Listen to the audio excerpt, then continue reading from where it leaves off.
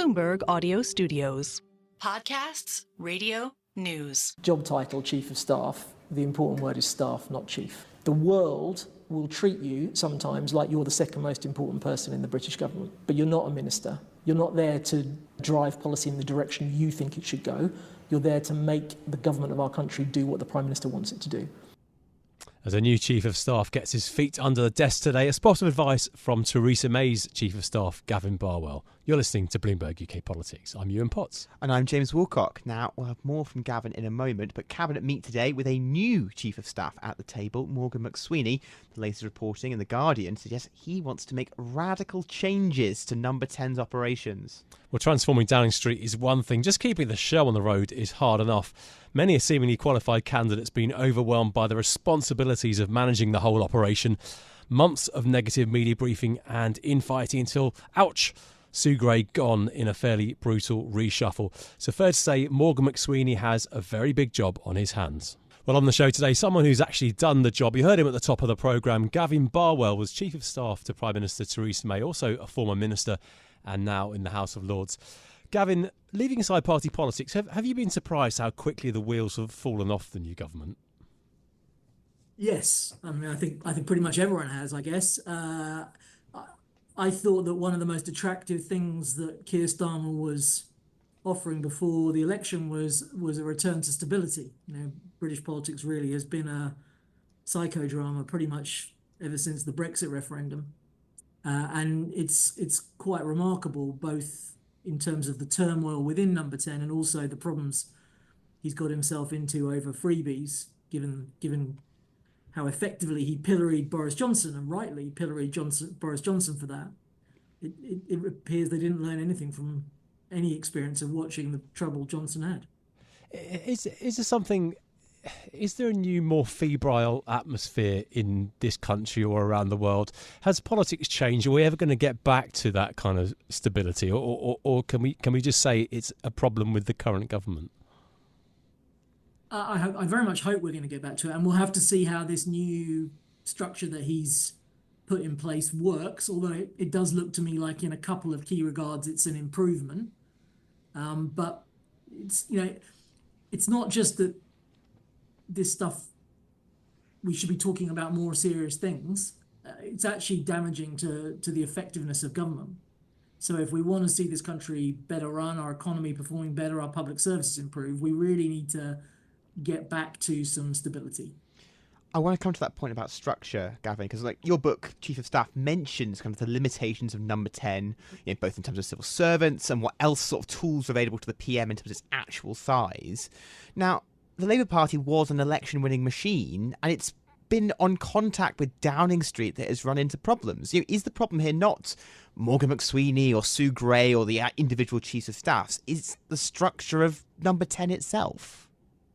The physical design of the building is non-ideal, definitely, but I don't think that's the fundamental problem here. I think the Labour operation worked well in opposition because there was a clear delineation of what the key people were doing. So Morgan was running the campaign, Sue was running Keir's office and preparing for government. I think what they clearly didn't get right was how those key individuals would transition into government and what roles they would have there. And it's very hard from the outside to tell who's in the right or who's in the wrong, but clearly there was a fundamental breakdown of relations between a number of the Prime Minister's most senior advisors. As I say in my book, I know Sue very well. I work with her in Number 10. I have a very high regard for her as a public servant, but I always thought it was asking a lot of her to do what is essentially an intensely political job. And the Chief of Staff is the Prime Minister's most senior political advisor, and to do that when you don't have any history in that Prime Minister's political party or relationships with the other senior political advisors is a big ask.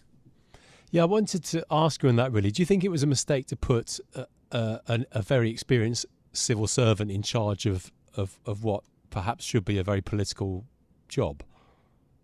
Particularly if you're not then going to supplement her with some deputies that do have that political experience. I mean, I think it was possible to make it work, but the moment the two most important people to a prime minister are not getting on and are waging battles against each other in the media, you're in real trouble. I mean, I actually agree with one of the things Sue said in her statement she issued announcing that she was going, that when you do this job, if you become the story, it's almost impossible at that point to carry on. I think for many of us, Gavin, who haven't worked in Number 10, it's all quite opaque and hard to understand. I mean, you yourself said it's very hard to tell what went on in this Labour administration sort of system. Can you tell us a bit about how Theresa May ran her operation and sort of lessons that you've learned that maybe we could help understand what, say, Morgan McSweeney's trying to do now or what Starmer needs to do now? So I can only really speak to the second iteration of Theresa May's time in Number 10, but when I was obviously brought in post the 2017 election, having gone badly wrong, and appointed Chief of Staff and served in that capacity for the remainder of her time in Number 10. I think that she was very comfortable with having somebody in the Chief of Staff role. In other words, being clear that that person was responsible for managing all of the other political advisors. Whereas in Boris Johnson's period, from the outside, it looked very much like a medieval court where whatever job titles people may have had, various people reported directly to the PM. And it sounds like under Keir Starmer's first iteration, that was also true, that not all of the political advisors reported in via Sue. So she wasn't really Chief of Staff in that sense of the word. The other thing that Theresa said to me when I took on the job was that the atmosphere hadn't been right in terms of the building. There were a lot of quite unhappy people about the way the building was being run, both civil service and other political advisors. So the main thing that I saw as my job was to make it work as a team. And I worked very closely with a guy called Peter Hill, who was the principal private secretary, the head civil servant, so that we had a kind of happy ship where the special advisors and the civil servants were working harmoniously and giving the best possible support to the Prime Minister. And it's the thing I'm probably most proud of. I mean, one of the things I say in the book, obviously my time as Chief of Staff ended in failure. The job of a Chief of Staff is to keep the Prime Minister in Number 10, and I wasn't able to do that. But despite the huge stresses that the May government was under trying to get the Brexit deal through, the Number 10 team was very united. We didn't brief against each other. We didn't fall out. We continued to support the Prime Minister. Our problem was much more at cabinet level, where the different cabinet ministers were at each other like cats and dogs in the media week after week. But the Number 10 operation, I think, served Theresa well. It's very humble of you to sort of say that you failed. I mean, in other ways, you had to run that administration during Brexit. But I just want to note in that you weren't in the public eye, but you said, it's a job that you failed at. You have Dominic Cummings, who obviously was infamously sacked from it, and now you've got Sue Gray. Has the job just become impossible? Whether it's too public, maybe, it's too much authority, it's too much one person. Is it something that can be done? I don't think it's an impossible job. It's clearly a highly demanding one. One of the things that I think that you need is deputy or deputies that can help you carry the load. So I was very lucky in Jojo Penn, who was my deputy, who, because my focus was very heavily on Brexit and on managing the relationship between the Prime Minister and a couple of her key cabinet ministers, she covered a lot of the other domestic policy work that was going on. So I think one of the other improvements that you've got in this new structure Keir Starmer's announced is two deputy chiefs of staff, so that Morgan McSweeney is not carrying the whole load on his own. But you never want to be, I think, when you're a senior advisor to a politician, you never want to be the story. You never want to make yourself a public figure. And the quote that I heard you play at the start of this interview, that was the point I was trying to make here, really, that it felt to me that the person who was in many ways my successor, Dominic Cummings, almost felt, he was a player in his own right in the government. And that is not the job. You're staff. You're not an elected politician. You're not a cabinet minister. You're there to serve the Prime Minister. And those people shouldn't be, in the public role. Of course, political journalists are going to write a bit about how Number 10 is structured and how the government's working internally. But the less you're in the newspapers, the better, I think, in terms of your ability to do the job. Yeah, and of course, the danger that Morgan McSweeney is actually quite well known to start with. Just looking at these first few weeks for him, he's got these 2 new deputies. What do you think should be a priority for him in terms of getting the Labour government back on track? So I think the immediate thing is he's got to settle the rest of the structure of number 10 and make sure that's right. So they've strengthened the comms operation by bringing James Lyons in. Have they got that structured right now? Is the policy unit heavyweight enough? One of the bits of advice I'd give to anybody doing this job is don't just surround yourself with people that are junior to you. Have the confidence to bring in top quality people who fill your gaps, because the chief of staff is a little bit like a Swiss Army knife, right? They do a bit of everything. As I said, I did policy work on Brexit. I did brokering of the relationships with cabinet ministers. You're a bit of a gatekeeper. You're a bit of a speechwriter sometimes, but nobody has got all of the knowledge and skill sets to do the job. And so you need to surround yourself with high quality people that can support you. And I would guess in Morgan's case, his background is as a hugely impressive organizer and political campaigner. He's not got huge experience of government. He's not really by background a policy person. So has he got in the policy unit the support that he needs to make sure that number 10 is driving the key kind of policy arenas for the Prime Minister?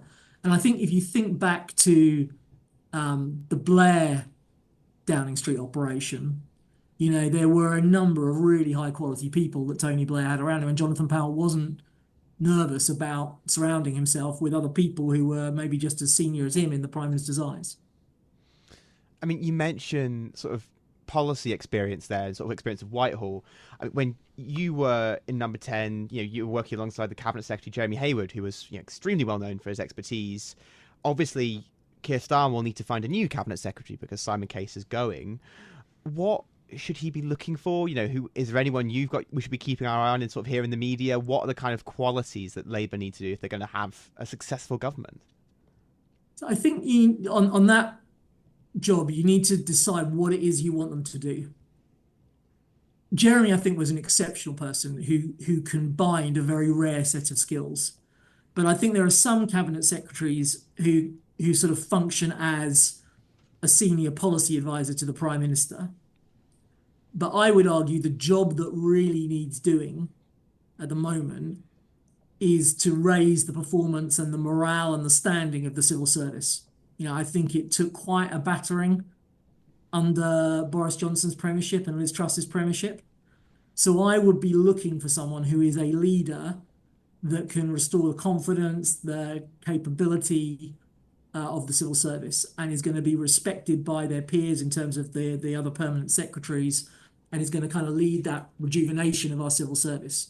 And if you want kind of senior civil servant who's your policy advisor, you should be thinking about who you've got as the principal private secretary. And if you want, maybe having a permanent secretary number 10. But for the cab sec role, I would be focusing on who's going to be the best leader for the civil service and allowing it to recover from the difficult period that it's been through. And Gavin, while we have you, your party is voting today on eliminating one of the contenders for the leadership. Who do you think is best placed to lead your party in opposition? So I've not come out publicly for any of the candidates. Probably of the original 6, I had probably the most time for Mel Stride, who I think was a highly capable cabinet minister. I think that the biggest job for the Conservative Party is to rediscover its reputation for competence. The fundamental electoral appeal of the Conservative Party down the years has been around competence, economic competence in particular. So on balance, I would probably lean towards James Cleverly. I note that Mel Stride has come out for him in the last 24 hours. But I'm very worried about my party because I think too many people seem to be avoiding just what a difficult job it's got to do to rebuild and underplaying the scale of the challenge. The atmosphere at Conservative Party conference to me was far too optimistic. Because Labour have got into these difficulties, some people seem to be assuming that the Tory party will automatically bounce back. And I don't think that's true. I think that we're increasingly in a multi-party system. And it's not axiomatic that a less popular Labour Party at the next election automatically equals a more popular Conservative Party. So my party really needs to focus on addressing the damage that was done, particularly under Johnson and Truss, but to a lesser degree under Sunak, and getting itself back, re-winning its reputation for competence, and in particular, focusing on those voters that switch directly to Labour or the Liberal Democrats, because those people count twice the people that didn't vote or defected to Reform. They're the most important ones to win back. That's where the party's focus needs to be. I think fascinating that we end the conversation on how to get things done in Downing Street with how to re-establish a reputation for competence as well. Gavin Barwell, Chief of Staff to Prime Minister Theresa May, thank you very much for joining us. Well, that's all from us for today. If you like the programme, don't forget to subscribe and please give us 5 stars so that other people can find us on Apple Podcasts, Spotify, or wherever you listen. This episode was produced by Tiwa Adebayo and our audio engineer was Sean Guastamakia. I'm James Woolcock. And I'm Yuan Potts. We'll be back with more tomorrow. This is Bloomberg. Bloomberg UK Politics. Listen weekdays at noon on DAB Digital Radio in London.